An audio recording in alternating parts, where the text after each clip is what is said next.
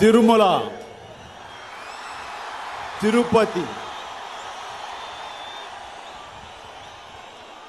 వెంకటేశుని పాదాల చెంత కొలువై ఉన్న ఈ ప్రజా ప్రభంజనాన్ని చూస్తూ ఉంటే నా ఈ రెండు కళ్ళు ఎంత పుణ్యం చేసుకున్నాయా అనిపిస్తున్నాయి. నా గత ఫంక్షన్స్లో లక్షల్లో జనం వచ్చినా, నాకు ఆశీస్సులు పలకడానికి తరలి వచ్చిన ఈ రోజున ఇక్కడ సమావేశమైనటువంటి ఈ జన ప్రభంజనాన్ని, ఈ జన సందోహాన్ని చూస్తుంటే మాత్రం నాకిక ఈ జన్మ ధన్యమైందనిపిస్తుంది. ఒక వ్యక్తికి ఇంత ప్రేమ, అభిమానం, గుండెల్లో ఇంత స్థానం ఇచ్చి ఇక్కడ ఉంచుకుని నాంది పలుకుతూ ఆశీర్వచనలు ఇస్తుంది. ఈరోజు ఇక్కడ సమావేశమైనటువంటి ఈ జన సందోహాన్ని చూస్తుంటే యావత్ ఆంధ్రప్రదేశ్ ఇక్కడే ఈ తిరుమలేశ్వరి పాదాల చెంత కొలువై ఉందా అనిపిస్తుంది. మీ స్పందన చూస్తుంటే ఇది యావత్ తెలుగు జాతి హృదయ స్పందనలా నాకు వినపడుతుంది. తెలుగు వారి హృదయాన్ని, తెలుగు గుండెను తీసుకొచ్చి వెంకటేశ్వర స్వామి పాదాల చెంత ఉంచి మా జీవితాల్లో సుఖ సంతోషాలు కావాలి, శాశ్వత ఆనందం కావాలి, మంచి మార్పు రావాలి అంటే ఒక మహా సంకల్పానికి శ్రీకారం చుట్టినట్లుగా ఉంది. 30 సంవత్సరాలు నా సినీ సుదీర్ఘ ప్రయాణాల్లో నా వెన్నుంటి వాళ్ళ భుజాలపై నన్ను ఎక్కించుకుని అందరికంటే ఎత్తులో నన్ను చూపిస్తూ ఉంచుతూ నన్ను ఇంత వాణి చేసిన నా అభిమాన సోదరులకు, ఉత్తుంగ తరంగాల లేచి ఎగిసి పడుతున్న యువ శక్తికి, నన్ను ఒక బిడ్డగా, ఒక తమ్ముడిగా, ఒక అన్నయ్యగా నాకు ఆశీస్సులు పలకడానికి వచ్చిన అమ్మలకు, తోడబుట్టిన వాళ్లకు, నేను వెళ్లే కొత్త మార్గంలో నాకు వారధిగా ఉన్నటువంటి యావత్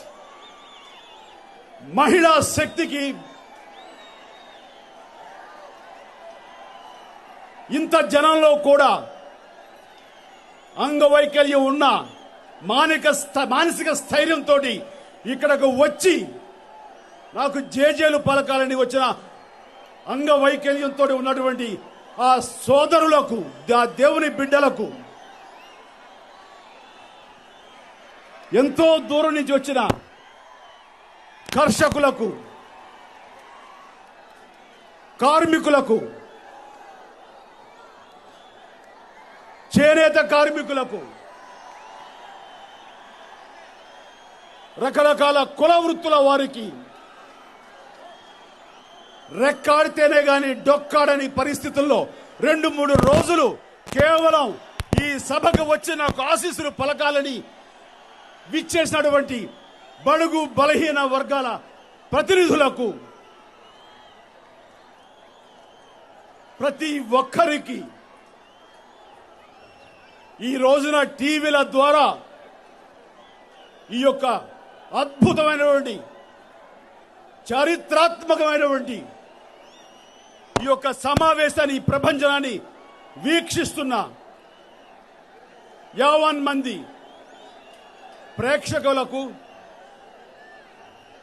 వారు వీక్షించడానికి, చూడటానికి, వినటానికి, చదవటానికి అవకాశం కల్పించినటువంటి మీడియా, పత్రికా ప్రతినిధులకు, ఇంత లక్షల మంది ఉండి కూడాను టీవీలో చూస్తున్న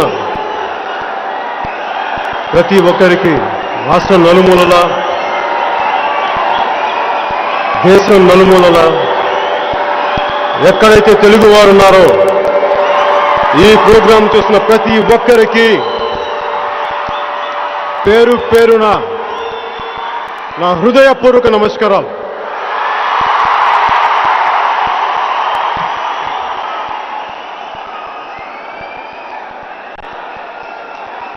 ఇప్పుడు నేనున్న పరిస్థితిని, వెళ్ళపోతున్న పరిస్థితిని ఎలా ఉంది అంటే, ఇల్లేమో దూరం, ఇల్లేమో దూరం, అసలే చీకటి గాఢాంధకారం, దారంతా గతుకులు, చేతిలో దీపం లేదు, కానీ గుండెల నిండా ధైర్యం ఉంది. ధైర్యం ఉంది, ధైర్యం ఉంది.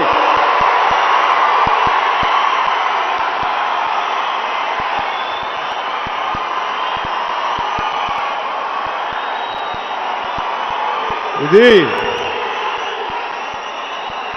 నా జీవితంలో చిన్నప్పటి నుంచి ఇప్పటిదాకా ఎలాంటి పరిస్థితులు వచ్చినా కానీ దేవరకొండ బాలగంగాధర్ తిలక్ రాసిన ఈ పద్యంలోని పంక్తులను గుర్తు తెచ్చుకుంటా ఉంటాను. ఎలాంటి కష్టసాధ్యమైన పనులైనా సరే గుర్తు తెచ్చుకుని ఇలా మీ ముందుకు వస్తుంటాను. ఎలాంటి దౌర్జన్యాలనైనా సరే, ఎలాంటి అవినీతినైనా సరే అరికట్టడానికి, పోరాటం చేయడానికి ఆ పంక్తుల్ని స్ఫూర్తిగా తీసుకుంటాను. ఇంగ్లీష్లో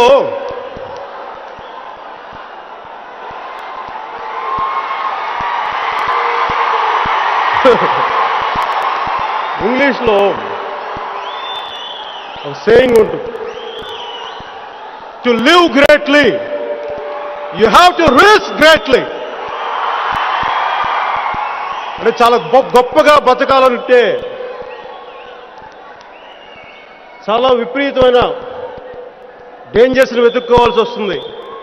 నేను ఎప్పుడు చాలా చిన్నప్పటి నుంచి గొప్పగా బతకాలని ప్రయత్నం చేయాల, చాలా సామాన్యుడిలాగే అందరిలాగే బతుకుదామనే ప్రయత్నించాను.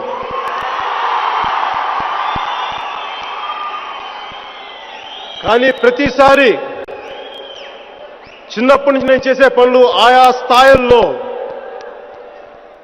ఎప్పుడు నాకు ప్రాణాలు పోయేంత సమస్యలను నేను తీసుకుంటాను. అవి ఎందుకు వస్తాయి నా జీవితంలో నాకే తెలీదు. నేను ఆలోచిస్తాను, ఇలాంటి సందర్భాలు నా జీవితంలో ఎందుకు వస్తాయని. మేబీ పిరికితనంతో,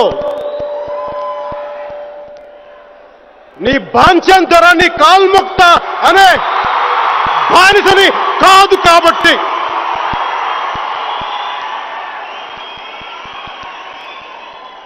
వెళ్ళి ఆ ఢిల్లీలో కూర్చున్న వాళ్ళందరికీ బానిసలు వెళ్ళి ధరాని కాల్ముక్త అంటే మన రాష్ట్రాన్ని, మన తెలుగు ప్రజల్ని ఈ పరిస్థితికి తీసుకొచ్చారు.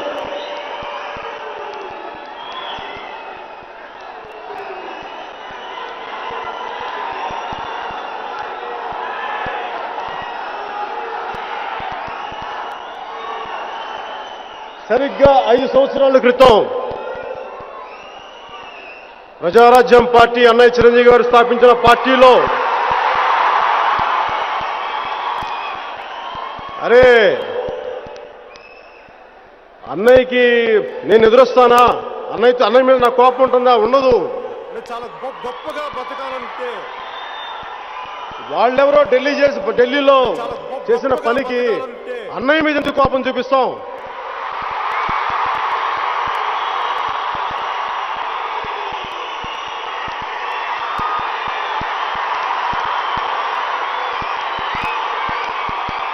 కాకపోతే మన కర్మ అన్యాయానికి, అక్రమాలకి నేను ఎదురెళ్దామంటే నా దురదృష్టం ఈరోజు నేను అన్నయ్యకి ఎదురుగా నిలబడాల్సి వస్తుంది తప్ప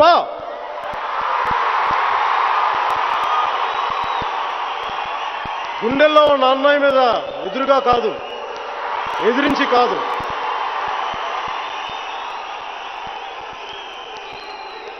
తండ్రి తర్వాత తండ్రి లాంటి అన్నయ్యకి నేను ఎందుకు ఎదురెళ్తాను? కానీ అలాంటి పరిస్థితిని కల్పించింది ఎవరు? అక్కడ ఢిల్లీలోకి వచ్చిన కాంగ్రెస్ హైకమాండ్.